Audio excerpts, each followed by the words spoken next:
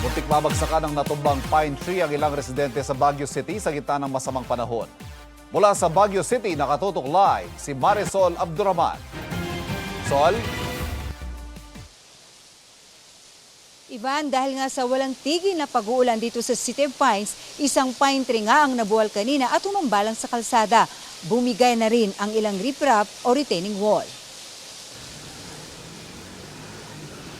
Balot pa rin ng fog ngayon ang Baguio City, pero nagkukubli sa makakapal na ulap ang perwisyong dulot dito ng masamang panahon. Gaya sa Barangay Happy Hollow kung saan humarang sa kalsada ang isang dambuhalang pine tree.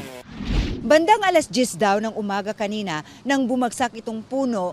Etong puno, nasa likod yan ng riprap na yan at bumagsak at humambalang dito sa kalsada.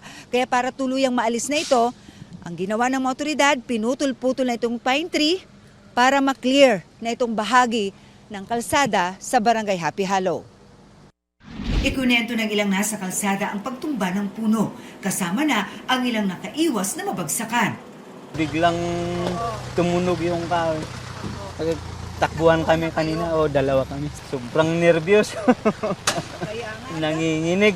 Yung nakita nga namin po yung yung pagbagsak ng kahoy, yung dalawang tao, buti na lang nakatakbo po silang Hindi inabot. hindi inabot. May crack ka na pong maririnig, tapos dahan-dahan na po siyang nagganyan. May dumaan po na sasakyan, buti na lang po mas mabilis siya. Ayon sa City Environment and Parks Management Office, nakatagilid na talaga ang puno bago pa ang mga pag-ulan. Hindi maiiwasan ngayong malakas po yung ulan, yung bagyo po. Loosen yung soil, kaya ayun, yun yung isang cause. Nadamay rin ang isang poste matapos mabagsakan ng puno ang kawan. Yung poste nga dyan, medyo nag-crack na po, kaya nakiki-coordinate po kami sa Beneco na sana puntahan na po nila para ma-assess yung mga poste kasi natamaan po yung linya ng kuryente. Natatakot po kami. Siyempre po. Hindi na po kasi andun po kami sa taas. Ito lang istor ang delikado at saka yung nakaparada dito na Ito tuloy pa kasi ito naman ang pangkabuhayan namin. Bago magtanghali kanina, binuksan muli sa mga motorista ang kalsada. Dahil pa rin sa walang humpay na pag-uulan, bumigay ang riprap na ito sa Cannon Road kung saan may mga lalaglag na bato.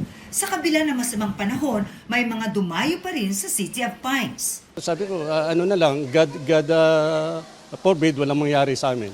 So ganun lang ang isang OFW na naghahanap ng kasiyahan din. 4 weeks lang kami dito, but nung dumating kami sa since nung touchdown namin, umuulan na. Birthday po kasi ng anak ko bukas, so kahit umuulan, okay lang, go.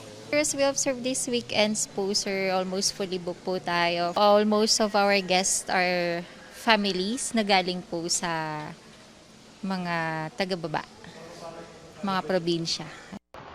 May mga binaha pa rin lugar sa Baguio, gaya sa Nagilian Road sa Barangay Irisan. Sa parehong barangay, isang bahay ang nabagsakan ng mga natumbang kawayan, habang sa Camp 7, nasira na natumbang puno ang isang bahay.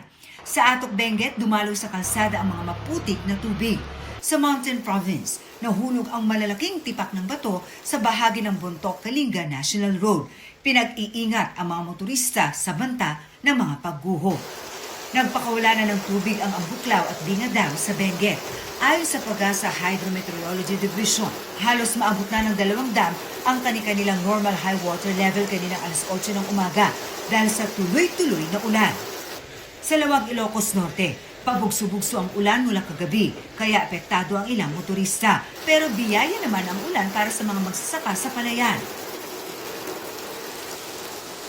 Ivan, ayon sa OCD Cordillera, tuloy-tuloy naman daw ang pagsasaayos sa mga istruktura gaya na lamang ng mga ganyang retaining wall na nasira nga dahil sa pagulan. Samantala, Ivan, alam mo, simula paggising natin kaninang umaga, abay walang humpay ang napakalakas na ulan na patuloy pa rin nating nararanasan dito sa Baguio City. Ivan.